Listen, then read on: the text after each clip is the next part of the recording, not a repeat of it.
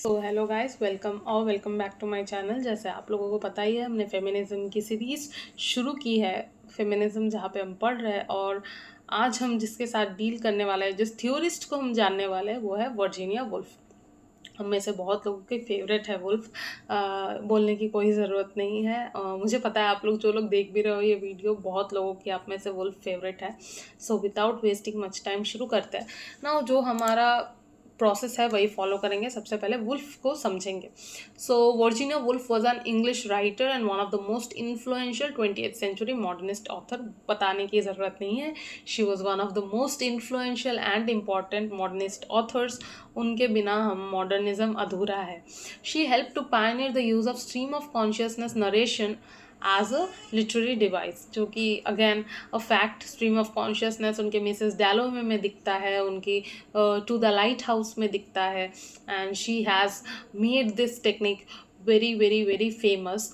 बोला जाता है कि James Joyce was the person who brought this technique and Woolf was the person who just popularized it. Brought this technique in the sense ये नहीं कि उन्होंने इनोवेट किया है, लेकिन उन्होंने शुरू का इम्प्लीमेंटेशन शुरू किया था। And Virginia Woolf made this technique of stream of consciousness very famous, right. उसके बाद she along with her sister Vanessa Bell founded the Bloomsbury group. तो उन्होंने अपनी सिस्टर वेनेसा बेल के साथ खोज की थी ब्लूम्सबेरी ग्रुप की in the year 1905। Vanessa Bell हमें पता है she was associated with painting and Woolf was associated with writing. So दोनों क्रिएटिव फील्ड में थी दोनों सिस्टर्स, एंड उन्होंने ये ब्लूम्सबेरी ग्रुप की खोज की थी। ऑल्सो होगार्थ प्रेस इन 1917, ये एक प्रीवियस ईयर क्वेश्चन है। जो Virginia Woolf and Leonard Woolf married in 1912 and founded together the Hogarth Press in 1917 named after their home Hogarth House. तो उनके घर का नाम था Hogarth House. The press published works by T S. Eliot, Sigmund Freud, Katherine Mansfield, E M. Forster and Virginia's own books. मतलब Woolf के खुद के बुक्स भी were published over here, right? साथ ही साथ and translations of Gorky, Chekhov, Tolstoy, Dostoevsky, Rilke, Svevo and others, इनके translations भी पब्लिश होते थे। तो this is who Woolf was, and this is what she did, and this is how she contributed to the English literature. Now feminist criticism की बात हो रही है, फेमिनिज्म की बात हो रही है, तो वुल्फ का जो वर्क डिस्कस होना है वो हम सबको पता है, that is a room of one's own. So this was published in the year 1929. Now, the major themes of this work include the underinvestment of society in women's education and the lack of women's voices telling their own stories. तो यहाँ पे concern क्या था कि कैसे society is not investing in the women's education and how the women's voices, there are no stories, there are no women's stories, there is a lack of women's stories, no stories नहीं लेकिन lack of women's stories कम थे in number. It also details the need for women to claim both financial and intellectual freedom to write. So whenever a woman wants to write, जब भी एक औरत कुछ लिखना चाहती है, she need to have two types of freedoms, right. Financial freedom, हाथ में पैसा होना चाहिए, एंड इंटेलेक्चुअल फ्रीडम, वो जो लिखना चाहे वो लिख सके। इन दोनों पे कहीं कोई बाधा ना हो, ठीक है। The lectures were delivered in Newnham College and Girton College. Now one thing that you need to be very clear about is, Woolf ने ये बुक के फॉर्म में नहीं लिखा था। वुल्फ ने लेक्चर्स डिलीवर की थी न्यूनहैम कॉलेज एंड ग्रिटन कॉलेज में, जहाँ पे इसको बाद में कंपाइल किया गया इन the form of a book that was named a room of one's own. ठीक है, ये बाद में बुक फॉर्म में कंपाइल की गई थी। Woolf also emphasised on lives of Brontë sisters, Jane Austen, and Finch, Winchilsea, George Eliot and Aphra Behn in this work. हमें पता है इनमें से Aphra Behn, Brontë sisters, Jane Austen, ये सारी शुरुआती दौर की विमेन राइटर्स थी। बहुत लोगों को पेन नेम्स यूज़ करने पड़े थे in order to disguise themselves, जो कि जॉर्ज इलियट जैसे, शी वॉज, उनका ओरिजिनल नाम जो था that was Mary Ann Evans, but she wrote under the pseudonym George Eliot, क्योंकि शायद वो मेरी एन इवांस बन के लिखती तो कोई नहीं पढ़ता उन्हें, but because she wrote as George Eliot, her works Adam Bede और Mill on the Floss, ये सब, they became famous, right? While foregrounding the marginal presence of women in history, a room of one's own, Woolf refers to Trevelyan's history of England. तो wolf को जब एक book चाहिए था history का जहाँ पे विमेन के बारे में कुछ डॉक्यूमेंटेशन हुई हो, कुछ लिखा गया हो एटलीस्ट, सो दैट वो हिस्ट्री में लुक बैक कर सके, वो जान सके।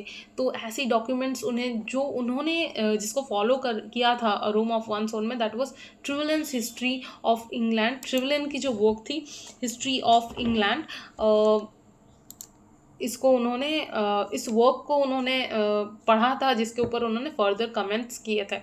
नाउ बहुत सारी कुछ कुछ गलतियाँ हुई है यहाँ पे जो मैं साथ ही साथ एडिट करते जा रही हूँ, ताकि मैं जब वीडियो एडिट करूँ तो सही चीज़ें जाए यहाँ पे। अच्छा, now it is a feminist essay about women's education, exclusion and writing by Virginia Woolf, again a PYQ. The following title set a course for academic literary feminism. So again simple works, simple दो बातें लिखी हुई है कि feminist ऐसे है ये, जो women's education, exclusion and writing के बारे में बात करती है। एंड ये टाइटल जो है एकेडमिक लिटरेरी फेमिनिज्म में इसने कंट्रीब्यूट किया था इस वर्क ने, right. Now she imagined the plight of Shakespeare's sister Judith Shakespeare in her work A Room of One's Own in the third chapter. जब आप रूम ऑफ वंस ओन पढ़ोगे उसका थर्ड चैप्टर में जाओगे, you will find the mention of Judith Shakespeare, ठीक है।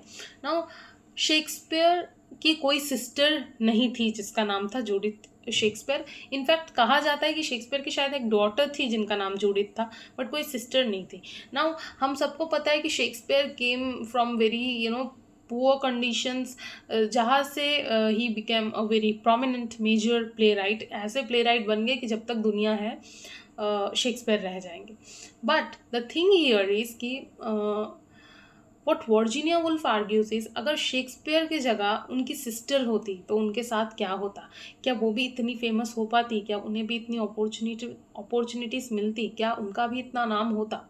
ये थी वुल्फ की आर्ग्यूमेंट, ठीक है।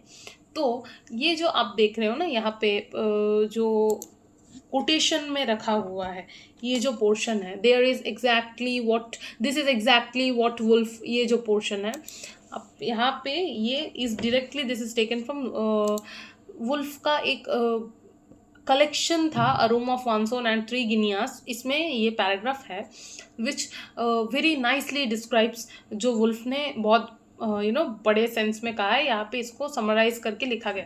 Now this is exactly what Woolf does in the form of Shakespeare sisters. The hypothetical Judith, hypothetical imaginary character है, एक्स्ट्रॉर्डिनरीली गिफ्टेड, वो भी टैलेंटेड थी लाइक शेक्सपियर, एडवेंचरस थी, इमेजिनेटिव थी, but ultimately let down by the expectations and constraints placed on her due to her gender. तो उनका जो gender था, because she was female, she was restricted. मतलब वो भी आई थी इंग्लैंड टू वर्क। जब आप वर्क पढ़ोगे तो पता चलेगा, मैंने लाइन बाय लाइन ये पोर्शन पढ़ी हुई है। वो इंग्लैंड आती है to become a playwright, लेकिन she is, because she was a woman, people take advantage of her and people exploit her, and she cannot become famous, or ultimately she commits suicide. जो यहाँ पे भी लिखा हुआ है, Judith Shakespeare becomes pregnant and commits suicide at the Elephant and Castle.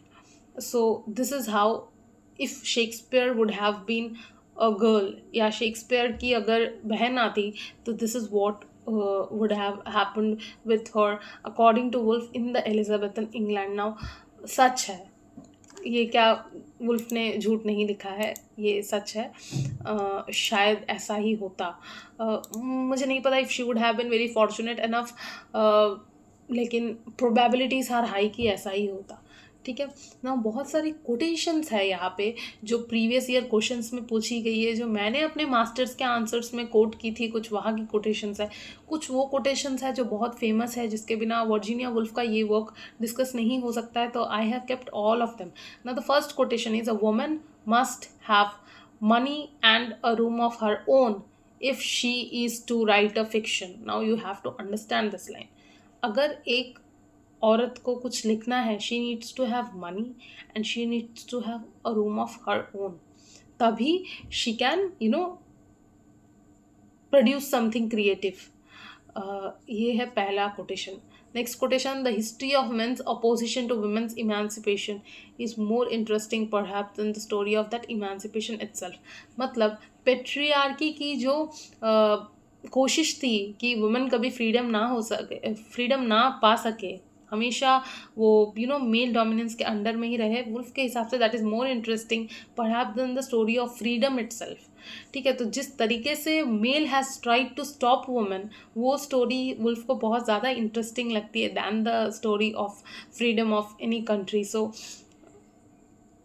ये एक statement, this is a line that I have literally quoted in my masters and my bachelors, because this line speaks in volumes. This line speaks in volumes, बहुत depth है इसके अंदर। अगर आपको समझ आ रहा हो तो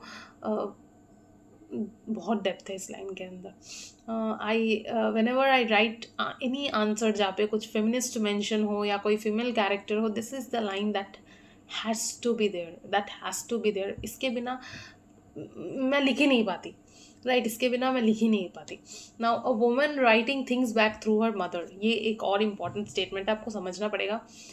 the growth of women is very generational thing. शायद आपकी दादी 8th तक पढ़ी हो, आपकी मम्मी 10th तक पढ़ी हो, और आपकी नानी भी वही कुछ 8 तक पढ़ी हो, फिर आपकी मम्मी जो है वो 10th तक पढ़ी हो, and you are someone who is doing PhD और who has done a masters.